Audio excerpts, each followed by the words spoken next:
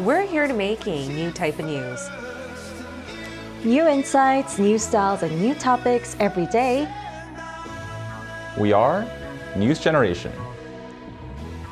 Making news just for you. It's November 29th here in Seoul. I'm Shin Yeun, and you're watching News Generation.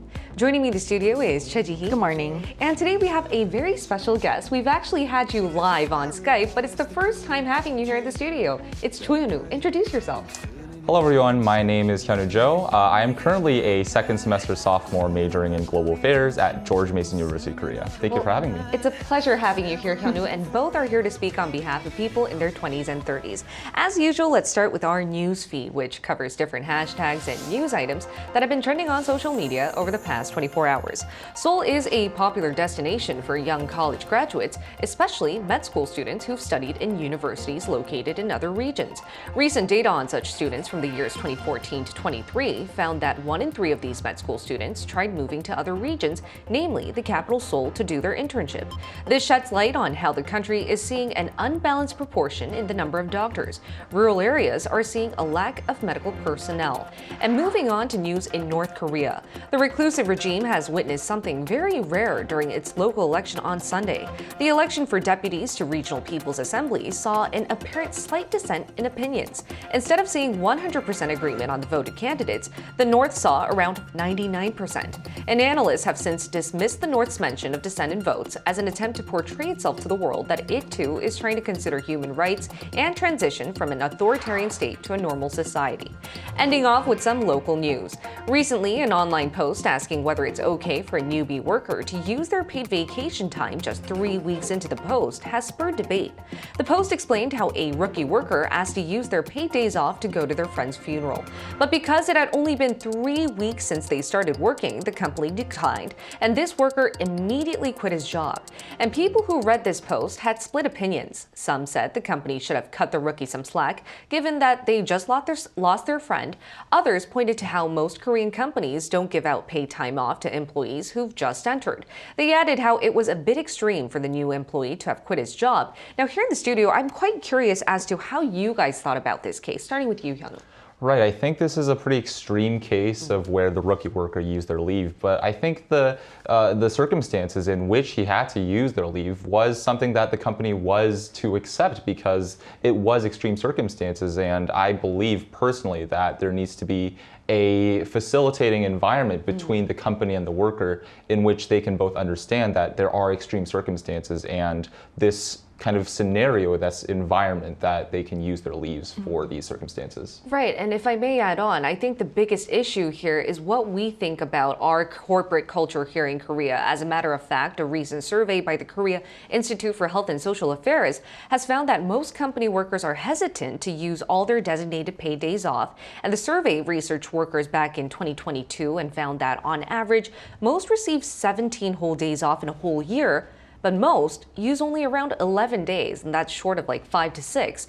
Another survey found that 6 out of 10 in their 20s said they felt like they couldn't ask for time off work because they either didn't want to add to their colleagues' workload while they're gone, or mostly because they don't want to upset their boss. And that's the key aspect to this story, the hierarchical corporate culture we have in Korea. Right. And what are your thoughts on that, Ji-hee? Well, like you mentioned, in many workplaces here in the country, employees are often very hesitant to really exercise their rights and speak up about their needs in the presence of their superiors as well as their colleagues.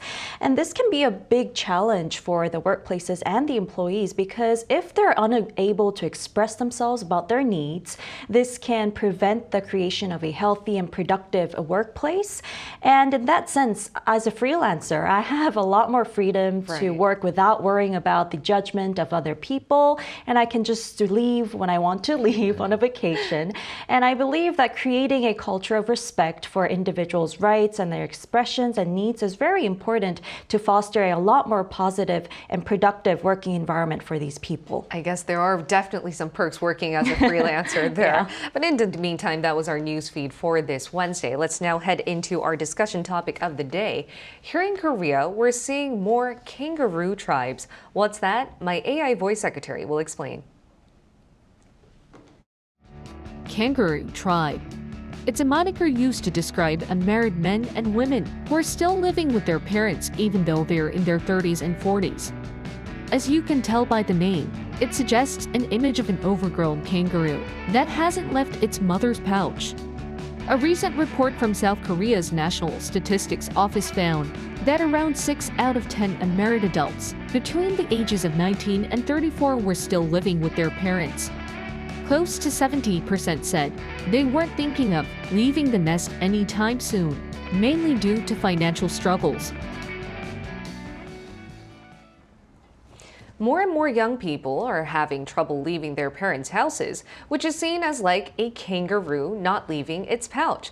With record inflation, high living costs, and unemployment figures soaring, the number of young people boomeranging back into their parents' nests after college is definitely growing, not just here in Seoul, but around the world. While we call these young people kangaroo tribes in Korea, many abroad call them the boomerang generation. And we're now going to look at this issue and how it's a pressing global one at the moment, starting with you, Ji. Right. So like you said, it's a global issue, but recently a 70-year-old mother in Italy, she won an eviction case against her two sons who were aged 40 and 42. They're not that young. Now, the sons had been living with their mother for an extended period and refused to move out, even when their mother requested them to live independently. Now, the persistent refusal of the sons caused their mother to take this legal route. I see. Yes, and this case is a reflection of a larger issue in Italy where a high percentage of young people aged between 18 and 34 are still living with their parents. And the main reasons for this is a high cost of living, as well as difficulty in finding employment, and the cultural preference for staying close to their family. But this legal case is definitely an example of growing trend of adult children not being able to become independent economically and self-sufficient. And it also highlights the need for society and to address the underlying social and economic factors behind this whole trend. Definitely, I do think it sheds light as to seeing more kangaroo tribes outside of Korea. Hyunwoo, would you like to add on to the list of countries that are seeing this type of trend? Right, and T mentioned the issue of kangaroo tribes isn't something that is unique to a specific country, but is absolutely a global issue, as we've seen similar legal disputes happening in the United States, China, and Japan. Looking at one of the closest countries to China, or to Korea, Japan goes so far as to use the terms freeder to refer to those who only work part-time, and parasite single to describe adults who continue to live with their parents. Leeching onto their parents. It's kind of a pretty rude term, but it shows how, kind of specific and how widespread the issue is in Japan. Right. And even in countries where we would like to think independence is important, like the United States, a recent study showed that a quarter of young adults lived in their parents' homes. And after the 2008 global financial crisis and COVID-19 pandemic, it made it harder for people to actually afford homes, which some see it as a compromise that these have to make for them to actually ease their financial burden. Right, so what we might have different ways we consider or we call these types of youth living with their parents even though they're in their 20s and 30s. But here in Korea, we call them kangaroo tribes. So why don't we now analyze the distinct traits our kangaroo tribes here in Korea have? All right. Well, specifically during the IMF crisis here in the country, a group of people known as the kangaroo tribes emerged for the first time. Now, these individuals were unemployed and relied on their parents for financial support mainly. Now, unfortunately, many of them have been unable to achieve financial and residential independence. And if we take a look at the screen, in fact, South Korea has one of the highest rates of the kangaroo tribes in the OECD, with 60% of young people still living with their parents. And furthermore, 67% of them have no plans in the future to become independent because they believe they need to save more money by living with their parents. Now, I also have a few friends, they happen to be all males, who are in their late 30s and early 40s, and they still live with their parents. And when I asked them why they're still living with their parents, they gave me the same answer. They want to save money, and also they want to have proper meals at at home because their mothers cook for them. Yeah, in Korea we call it 집밥, right? Yeah, 집밥. Like 집밥 referring to having a really nice, warm, cozy meal made by your mom or dad and just having it with your family. I do understand where they're coming from. But Hyunwoo, would you like to add on to the distinctive traits our kangaroo tribe has? Right, absolutely. I think part of what makes Korean kangaroo tribes unique in this situation is that unlike Western countries, where moving out after you turn a certain age is definitely taken for granted, living with and caring for your parents is something that in Korea is a big part of Korean culture for a long time. And because we we put a lot of emphasis on the role of family, another distinction is that the fact that the boomerang generation in other countries are people who return to live with their parents, while the kangaroo tribes in Korea are people who never move out of their parents' homes and continue to financially rely on them. And additionally, because it's so hard for young adults to actually become self-sufficient nowadays and afford the cost of living, I don't think that those who pay their fair share of living, paying utility fees or paying their fair share, doing household chores. I don't think these people should be considered as kangaroo tribes because, like I said, these people have no choice but to live with their parents. Exactly, and I think you mentioned a really interesting point there. Like here in Korea, even though you go to college, even myself, I still lived with my parents instead of choosing to go to a dorm. So I still am a kangaroo tribe, living with my parents, going to college and then coming to work. Then I'm curious about you guys. Are you guys a kangaroo tribe, or do you even want to be one? Well, I've been living alone for most of my time during my 20s, but then after graduating from graduate school, I moved back into my parents' house for about 3 years. But then I decided to move out again just to be completely self-sufficient because it's too far away from where I work as a freelancer. And now, although the economic burden is a little higher, I feel a lot more productive and it's a lot more convenient to be living in Seoul. So you've left the pouch and you've been hopping around. Right. So I think I was a boomerang tribe in the past for 3 years. But I've never been a kangaroo, I guess.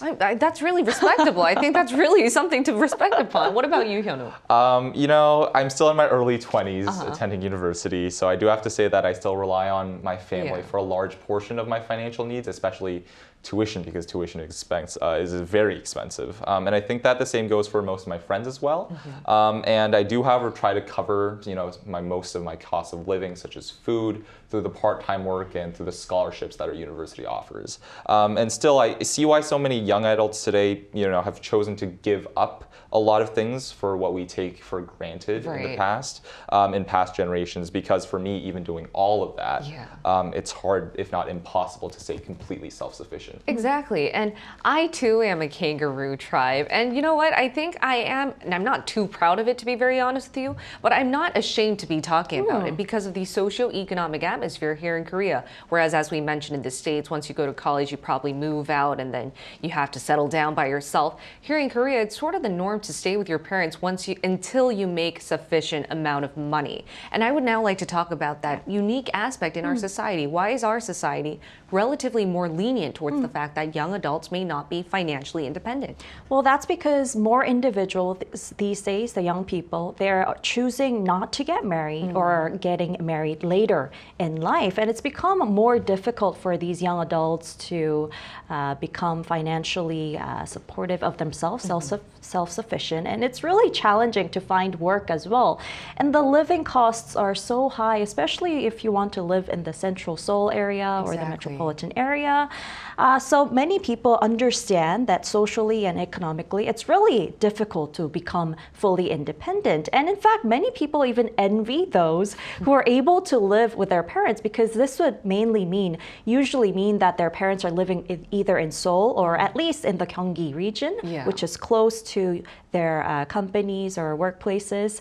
And living with one's parents is often viewed as a privilege by most young adults here in the country. It's definitely a privilege, but a price to pay, because even for myself, I have to do my own duties inside this house. Now, what about you, Hyunwoo? I think there definitely is a difference in how kangaroo tribes are perceived here and abroad, because independence in the United States and abroad is, a big part of being, an adult in a lot of countries. And especially in the the United States, the phrase living in your parents' basements is used more as an insult because it portrays that you failed to make it on your own. Failed life. Yeah. And in Korea, the fact that your parents continue to care for you well into your adulthood, as well as vice versa, makes our kangaroo tribes very different and unique from those in other countries. And I think that there's been more international media coverage on its positives as well, like financial savings. For sure. And to add a global aspect, we asked, what about in other parts of the world? We asked our viewers whether they would consider themselves a part of the kangaroo tribe and how their society views such young people living with their parents. Here's what 3 of them had to say. Take a look at the screen to find out. Let's start with Giselle. Giselle said, I've been fully independent since graduating from university and obtaining a job soon afterwards. But I see many around me struggling or just preferring to not have this same level of independence from their parents, mainly for financial purposes. Tasmia said, I'm in my late 20s and my brother in his mid-30s. We're both unmarried and we still live with our parents. My sister moved out after she got married. I'm still honored to be with my aging parents. Hannah said, I've always lived with my parents and my mom helps me with household chores such as cooking, cleaning. However, I'm always there for them in return. Now, another important element to our issue today is psychology, how this growing kangaroo tribe trend can affect our mental health and how we can continue living so without being too ashamed, or what to do best. So we're going to include a psychiatrist in our talks right after this.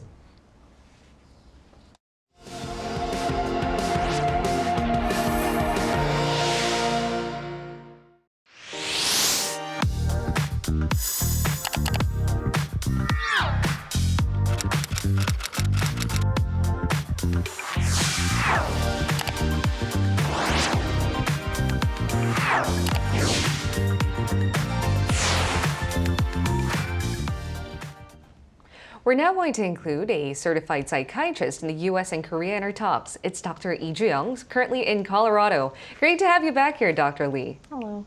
Oh, it's always a pleasure to be here. All right, as usual, we wanted to add a psychology perspective, which is why we have you here. And accordingly, as a psychiatrist, how would you explain the growing number of kangaroo tribes or young people classified as the boomerang generation abroad? Yeah, as far as I know, economic factors are widely recognized as crucial contributors to the rise of this generation. Elevated housing costs, student loan debt, and hyper-competitive job market just is posing financial challenges for young adults striving to achieve independence. Returning to home offers financial security during this periods of underemployment as they work toward building their careers. Given the shifting socioeconomic environment, I think some of the hallmark achievements of adult development are being postponed. Young adults are delaying their marriage and parenthood, like you said. Social norms are adapting accordingly with less societal pressure to leave home at a specific age. Society can forge one sense of normalcy. So people constantly scan their whereabouts to determine what's familiar and what's not. This is part of a survival mechanism. For instance, in South Korea, it's generally considered normal to live with parents until their marriage. That's right. Well, could we say this is bad or good, though? As we mentioned before, some societies view these young people to be too dependent on their parents. So what would you say is one pro and one con behind the growing number of kangaroo tribes? Oh, this is a challenging question. It's impossible to definitely say whether it's good or bad. But I think pro side, the kangaroo tribes have the advantage of achieving financial stability. And that can translate into possibly attaining emotional security as well.